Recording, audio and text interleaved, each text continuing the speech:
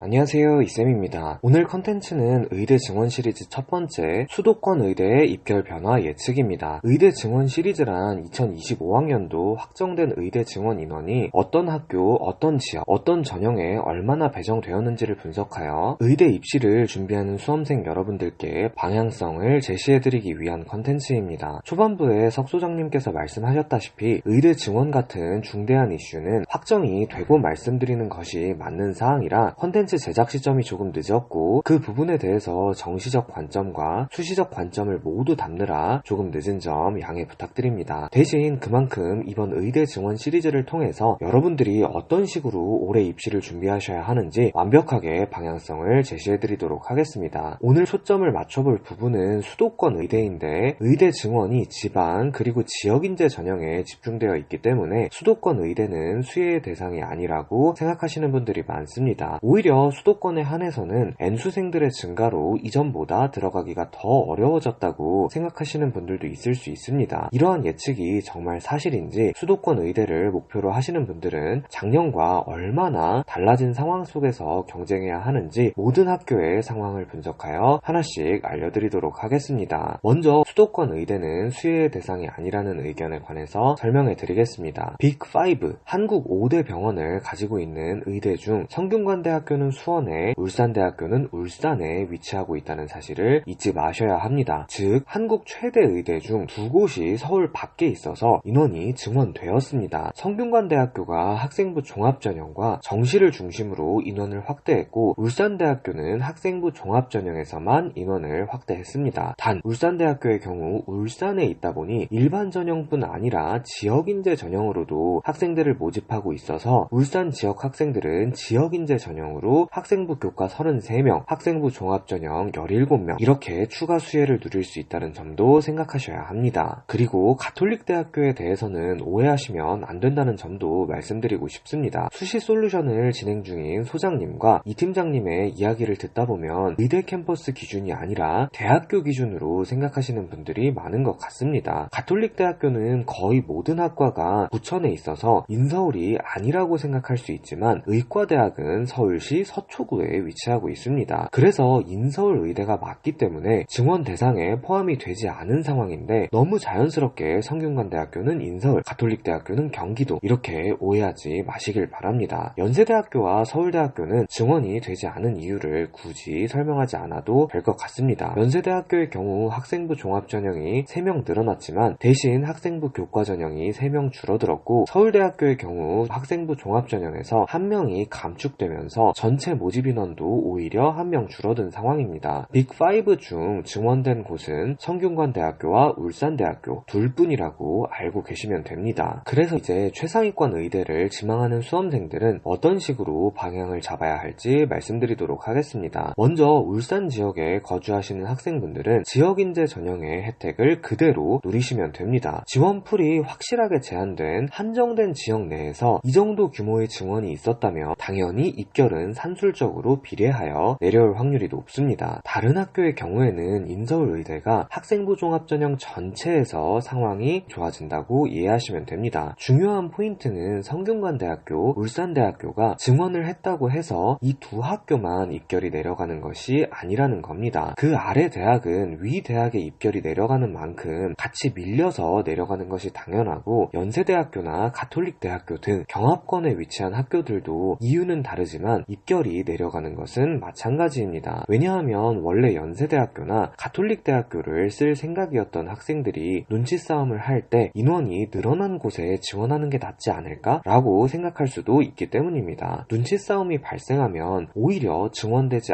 않은 학교들의 입결 하락폭이 더 커질 수도 있습니다. 포인트는 두 가지입니다. 첫 번째로 입결이 내려가는 것은 학생부 종합전형에 한해서입니다. 일반 전형의 경우 종합전형 제외 나머지의 증원 폭은 유의미하다고 보기 어렵습니다. 최근 N수생이 급격하게 늘어났는데 16명이 증원된 정시의 상황이 나아졌다고 보기는 어렵고 학생부 교과전형은 N수생이 지원하기 어렵긴 하지만 오히려 인원이 감소했습니다. 따라서 입결이 내려가는 것은 학생부 종합전형에 한해서입니다. 두 번째로 학생부 종합전형은 정성평가라는 것을 기억하셔야 합니다. 작년보다 상황이 나아질 것은 확실하지만 그렇다고 해서 70% 컷이 확실하게 내려온다고 보기는 어렵습니다. 내신 1.5가 합격하는데 내신 1.1이 떨어지기도 하는 것이 학생부 종합전형이므로 학업 역량 점수 자체가 내려오는 게 아니라 비교과까지 고려한 대학별 환산 점수가 내려온다고 생각하셔야 합니다. 대신 가천대학교, 인하대학교, 아주대학교는 눈치 싸움과 관계없이 전형과 관계없이 입결이 확실하게 내려갈 것이라고 말씀드릴 수 있겠습니다. 세 학교는 모두 꽤 많은 인원이 증원됐고 성균관대학교와 울산대학교에 비해서 눈치 싸움이 훨씬 적기 때문입니다. 왜냐하면 이 라인은 서울권 의대, 지방의대와 입결 차이도 확실하고 거리 차이도 확실하다 보니까 고정 팬층이 확실합니다. 작은 합격 확률 차이 때문에 눈치 싸움을 해서 입결이나 거리가 극도로 차이나는 학교를 지원하지는 않는다는 겁니다. 따라서 내가 올해 의대 증원의 기회를 잘 이용하고 싶은데 서울에서 너무 멀리 떨어진 곳까지는 가고 싶지 않다 하시면 가천대학교, 인하대학교, 아주대학교 의대를 주목하시면 좋습니다. 마지막으로 큰 의미는 없지만 의대 지망생 분들이 참고하실 수 있도록 서울권 다른 학교들의 모집 인원을 한눈에 정리해드리도록 하겠습니다. 서울에 있는 의대들은 지역인재 전형으로 선발하지도 않고 일반 전형에서도 증원을 하지 않았기 때문에 딱히 말씀드릴 만한 관전 포인트는 없습니다. 변화가 있더라도 학생부 교과 전형이나 정시를 살짝 줄이고 학생부 종합 전형을 살짝 늘린 수준인데 어차피 처음 제시해드렸던 표에 모두 정리되어 있는 내용이니까 한번 점검만 해보시면 좋을 것 같습니다. 그러면 오늘 의대 증원 시리즈 첫 번째 편 수도권 의대에 관한 내용을